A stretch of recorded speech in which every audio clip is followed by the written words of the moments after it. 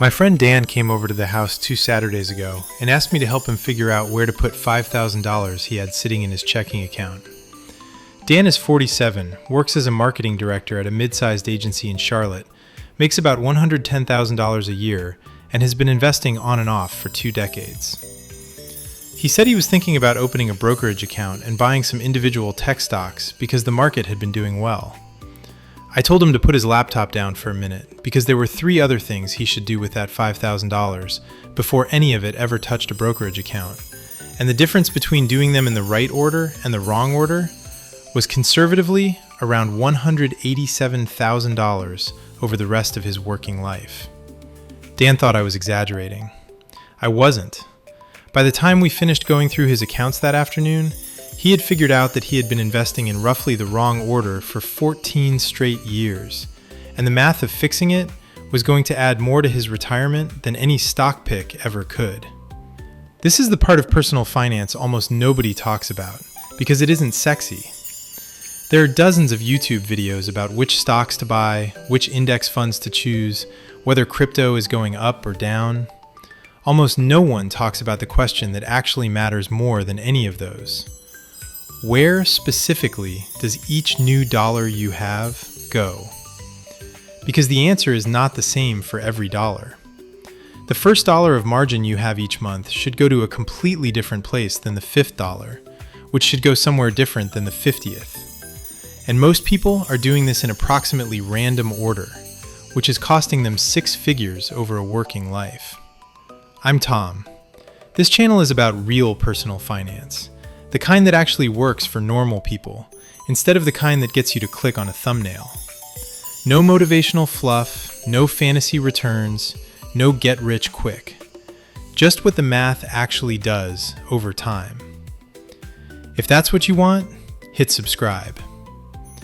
Today I'm going to walk you through what I think is the actually correct order to invest your money, top to bottom, with the math on why each step beats the next one. This is going to be useful whether you're 25 and just starting out, 45 and trying to fix mistakes you didn't know you were making, or 60 and wondering if you're using the right accounts. The order is the same.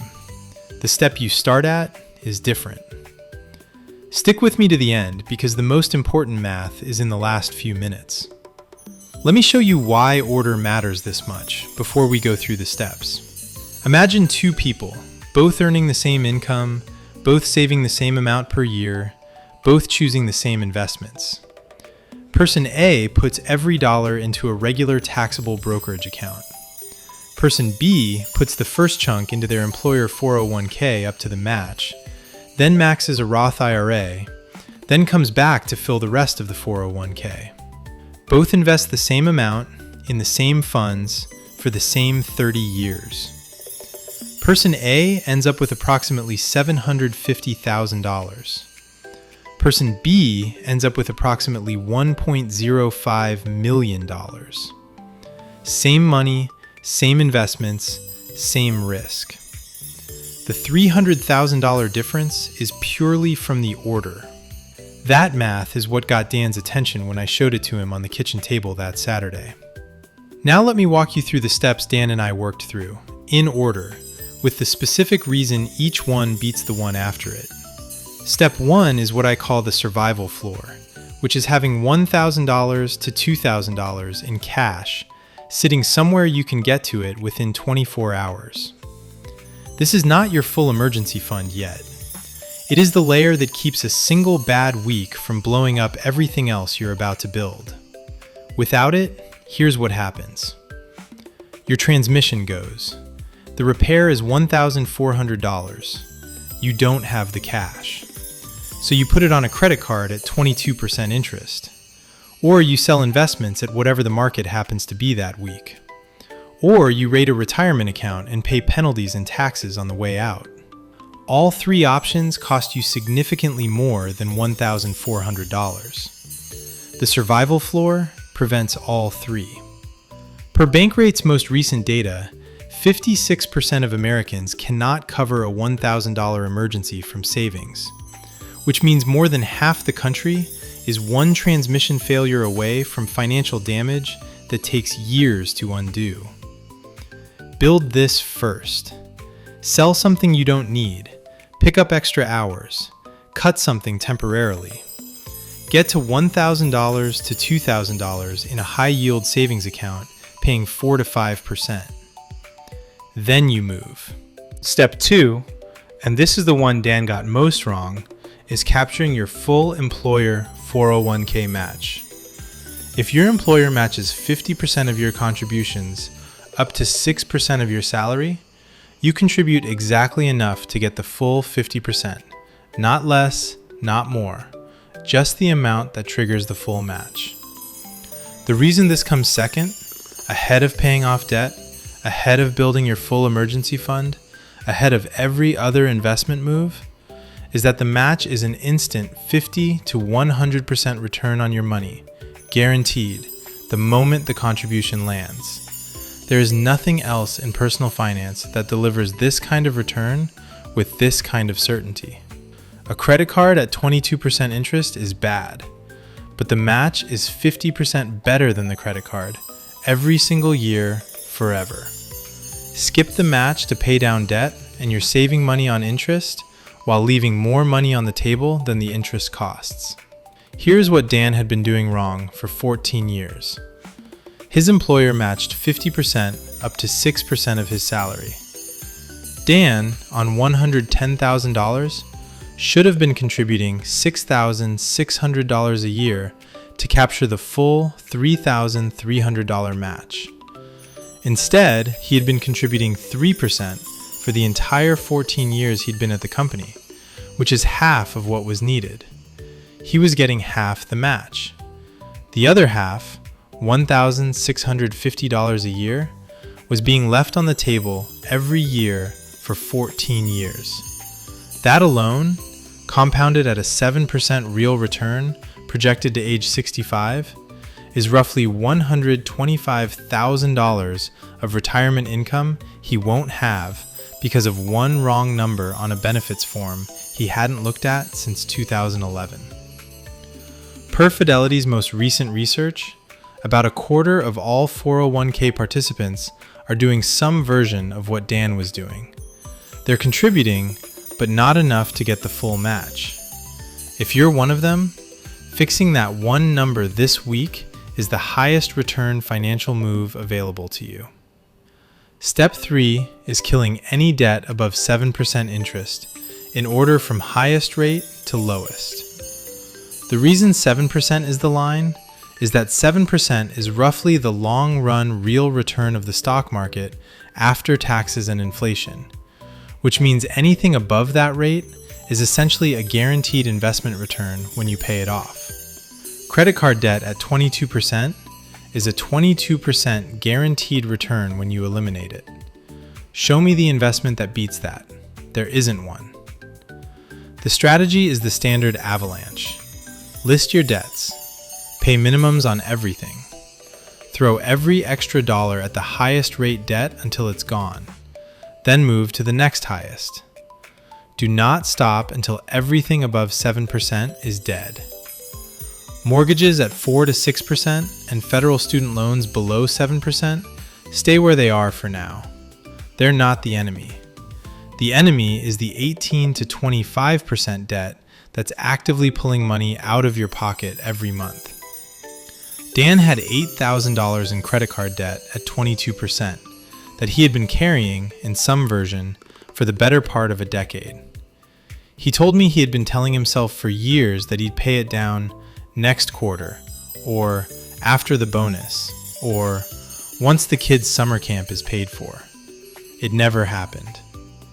Meanwhile, the interest he had paid on that revolving balance over the previous 8 years totaled approximately $14,000. That's $14,000 of pure, never coming back, lost dollars, because he was investing money in a taxable brokerage account at the same time he was paying 22% on the cards. The math of that move is brutal. He was earning maybe 8 to 10% in the brokerage while bleeding 22% on the cards. The net effect was that he was losing about 12% on every dollar caught between those two accounts. That's not investing. That's a financial leak with a fancy name. Step 4 is maxing your individual retirement account, either Roth or traditional. For 2026, the limit is $7,000 a year if you're under 50, or $8,000 a year if you're 50 or older. The reason this comes ahead of going back to fill the rest of your 401k is that an IRA gives you something your 401k almost never does, which is access to the entire universe of low-cost index funds. Most 401k plans offer a curated menu of 15 to 30 funds, many of which carry expense ratios of 0.5% to 1%. A Vanguard or Fidelity IRA gives you access to total market index funds with expense ratios of 0.03 to 0.10%. Over a 30-year horizon, the difference between paying 1% in fees and paying 0.05% in fees on the same investment is roughly $120,000 on a $7,000 a year contribution. That fee difference alone is a $120,000 reason to fill your IRA before going past the match in your 401k. Whether you choose Roth or traditional depends on your tax bracket. If you're in the 22% federal bracket or lower, the Roth almost always wins because you pay tax now at a low rate and the money grows tax-free forever. At 24% or higher, with the expectation of being in a lower bracket in retirement, traditional is usually better because you get the deduction at the high rate now and pay tax later at the low rate. People in the middle, or people who don't know, can split the contribution and put half in each. There's no wrong answer between Roth and traditional in the middle bracket. There is only a wrong answer of not contributing at all. Step 5 is building your full emergency fund out from the $1,000 starter to 3 to 6 months of essential expenses. The reason this comes after maxing the IRA, but before maxing the 401k, is that financial security has to come before financial optimization, but it doesn't need to come before high return moves like the match and the IRA.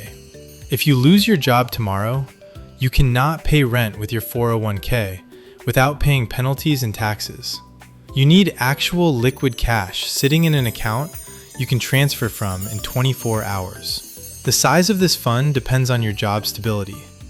Stable W-2 income with good benefits, 3 months is fine. Self-employment, freelance, or commission-based work, 6 months is the right number. Somewhere in between, 4 to 5 months.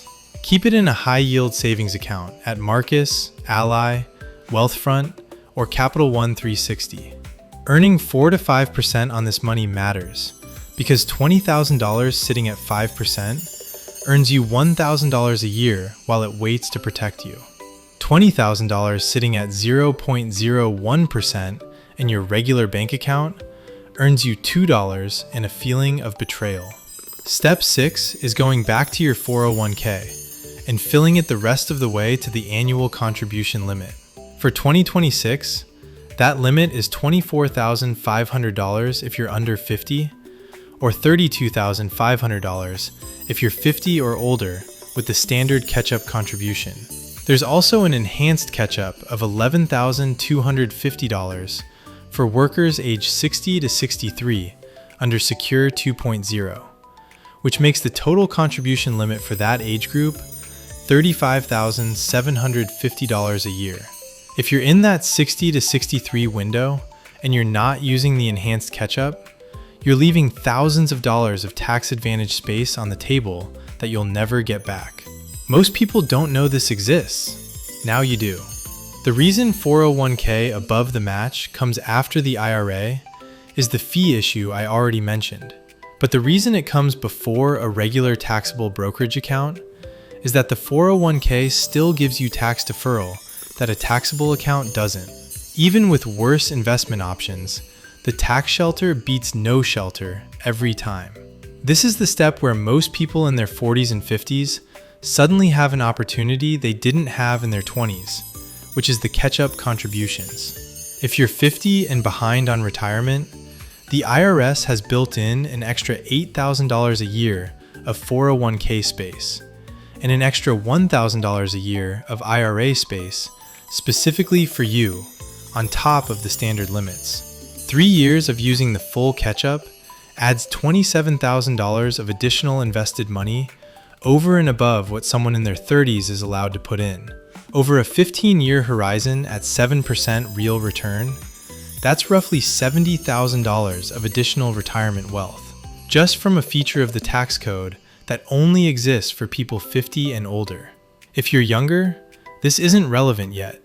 For anyone 50 or older not using it, this is the highest leverage move available to you. Step 7, and only Step 7, is the regular taxable brokerage account. This is where money goes after every other vehicle is full. There's no employer match, no tax deduction going in, no tax-free growth. You pay capital gains on profits and ordinary income tax on dividends. The reason this comes last is that it's mathematically the least efficient place for the same dollar to live, because you're losing the equivalent of 1 to 2% of returns per year to taxes that the other accounts don't charge. But once your match is captured, your high interest debt is gone, your IRA is full, your emergency fund is built, and your 401k is maxed, the taxable brokerage is your only remaining option. And it is a real option, not a consolation prize. There's no contribution limit, no withdrawal penalty, and no rules about what you can use the money for. You can use it before retirement age without paying anything to the IRS, beyond the capital gains. For people retiring early or saving for goals that aren't retirement, the taxable account is essential. It just shouldn't be the first place you go. Now let me show you what the right order actually does for someone like Dan, because this is where the math becomes irrefutable. When Dan and I sat down at his table, here's what I showed him. Fixing the match this week adds roughly $125,000 to his retirement by 65, just from capturing the matching dollars he'd been leaving on the table. Eliminating the credit card debt this year by redirecting his current taxable account contributions toward the cards saves about $1,800 a year in interest going forward, and recovers roughly $14,000 of money he was bleeding to interest payments. Opening a Roth IRA and starting to max it instead of contributing to the taxable account he was about to open picks up another $50,000 to $80,000 of tax-free retirement income over the next 18 years. Those 3 changes combined are $250,000 of additional wealth by retirement, all from putting the same dollars in a different order. I want to address each age group watching this directly, because the action item is different depending on where you are. If you're in your 20s or early 30s, the most important thing this video can do for you is convince you that the order matters before you've spent 10 years getting it wrong. Start at step 1 and work down. Capture the match the day you become eligible. The compounding window you have is your single biggest advantage, and using it on the most efficient accounts first is what turns ordinary income into extraordinary wealth. If you're in your 30s or 40s, you're probably most of the way through this list whether you realized it or not. The question for you is whether you're skipping anything. The most common skip I see is the match, like Dan was doing. The second most common is paying down a mortgage at 5% while ignoring an IRA. Audit your accounts this week and identify the gaps. If you're in your 50s or 60s, the catch-up contributions are the most powerful move available to you, and they expire when you stop working. The window where the IRS is letting you put extra money into tax-advantaged space closes the day you retire. Use it. If you're between 60 and 63, the enhanced catch-up turns this into the single highest leverage 3-year window of your entire career. People who use those years correctly add hundreds of thousands of dollars to their retirement that people who don't never see. The thing I want you to take away from this video is that getting rich is not really about picking better investments. It's about putting the same investments in the right order. The market gives everyone roughly the same return over a long enough horizon. The difference between people who retire wealthy and people who retire stressed is more often than not just the order in which they use the accounts available to them. Dan is going to be fine. He fixed his match the Monday after we talked. He's killing the credit card debt this year. He'll have his Roth IRA opened by next month. The compounding is going to do the rest. It almost always does, when you give it the right structure to work in. Drop a comment with which step you're currently on, even if you're embarrassed about it. I read every comment, and I'll reply to as many as I can. And if you want me to walk through exactly how to set up each of these accounts in the right order, including the specific funds I'd buy in each one, hit subscribe, because that's the next video. I'll see you in the next one.